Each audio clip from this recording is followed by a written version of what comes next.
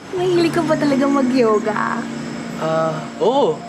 Kasi kapag nag-yoga ako, mas nakakapag-isip ako. Talaga? Bilis kasi ako ma-distract. Tulad ngayon, di-distract ako sa ganda mo. Ay, grabe ka naman. Oo nga. Ay, sorry. Thank you. Alam mo, parang bet ko mag-cardio muna bago talaga? mag-yoga.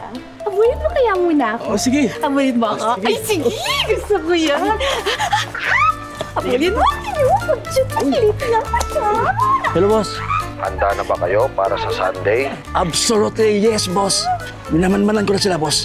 Good. Siguraduhin mo lang na hindi ka napapalya ngayon. Malaking ransom ang pwede nating i-demand sa pamilya Yu, lalo na't unikaihan nila yan.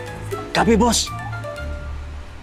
Tuloy ka pa ba kay Kenny bukas? Anong ako? Tayo. Oo, katext ko siya kanina. Sabi niya, excited na daw siya at papakilala niya ako sa mama niya. Sinabi mo na bang kasambahay ka dito sa mansyon na to? Hindi pa. Baka hindi ko muna sasabihin. Siyempre, gusto ko matapos ko muna yung party bukas. Para naman kahit paano ma-experience ko na maging guest sa isang socialing party. Ano yun? Tsaka siyempre, ayoko naman maging servidora habang buhay, no? Pero alam mo, dapat maging honest ka na sa kanya habang maaga pa. Eh, mukha namang matino yung si Kenny. Mukhang hindi naman siya matapobre. Mukha nga. Pero ayoko pa kumawala sa pantasya. Cheers!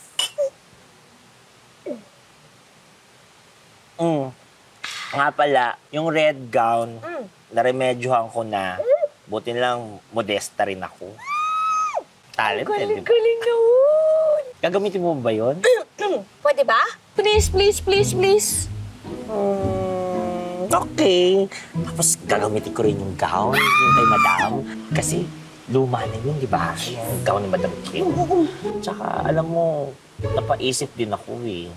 I-enjoy natin yung day off natin na hindi tayo alipores. Diba? Tama! Bukas, tayo ang magre-reyna-reyna. Cheers! Bottoms up! Bukas lang, ha? Ay! Oh. Ang ganda nating dalawa! Tayo manang. Siyempre naman, ading kita eh. Teka. Parang may kulang. Ano? Okay na. Eto. Ayan, ilalagay pa natin yan. Kasi ito na yung huling gabi natin ng pagpapanggap. Okay. Might as well, itodo na natin yung pagko-cosplay mo.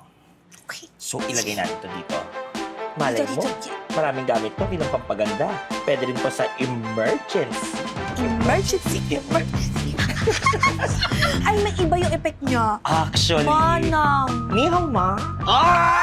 Chinese! Nag-feel ka nga dyan. Oo. Oh, di ba? Dali, manang. Dali!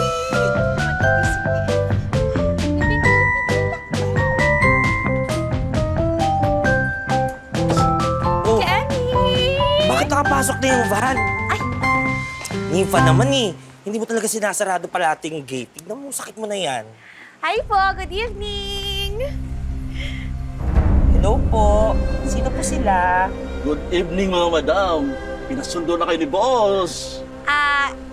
Boss as in si Kenny? Oh, yes. Si Sir Kenny. Meron lang kasi siyang inasikaso iba, kaya ako na inatasan niyang sunduin kayo. Okay. Perfect, kuya. Sige na, pagbuksan muna kami ng pinto. Like, now na. Now na. Siyempre. Ano ba? Nag-text na ba sa'yo si Kenny? Nasusunduin tayo? Wala pa. Pero wala naman tayo ibang inaasahan, di ba? Kaya, halika na. Sige na. Salamat, kuya.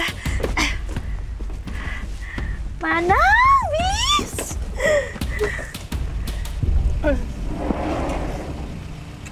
Hi. Ano kayang pagkain to? Excited na ako. Ayan!